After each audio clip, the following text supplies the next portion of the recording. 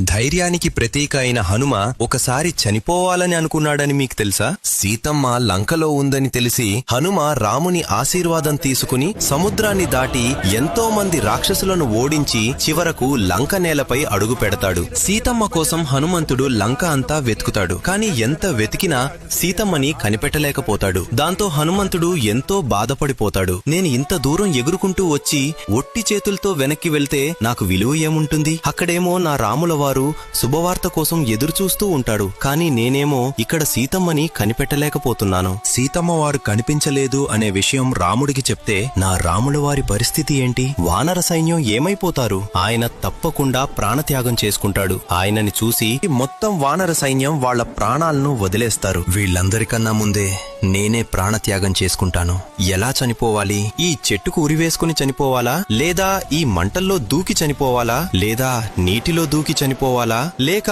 ఆహారం తినకుండా అలానే ఉండి చనిపోవాలా? కాని నేను చనిపోతే వాళ్లంతా ఏమైపోతారో ఏంటో అనుకుంటూ తనకు తానే ఓదార్చుకుంటాడు. సరిగ్గా అదే సమయంలో పక్కనే ఉన్న అశోకవనము నుండి ఏడుస్తూ బాధతో ఒక గొంతు వినపడుతుంది. ఆ గొంతు వినగానే హనుమంతుడు చిరునవ్వుతో ఎగురుకుంటూ వెళ్లి చూస్తే సీతమ్మ కనిపిస్తుంది. హనుమంతుణ్ణి చూడగానే సీతమ్మ హృదయం ఆనందంతో నిండిపోయి చిరునవ్వుతో లేచి నిలబడుతుంది. హనుమ రాముల వారి ఉంగరాన్ని సీతమ్మకి ఇస్తాడు. దయచేసి ఎవరైనా ఆత్మహత్య చేసుకునే సమయంలో ఒక్క క్షణం ఇంట్లో వారి గురించి ఆలోచించండి. హనుమంతుడు అంటే మీకిష్టం ఉంటే జై బజరంగబలి అని కామెంట్ చేయండి. జై బజరంగబలి.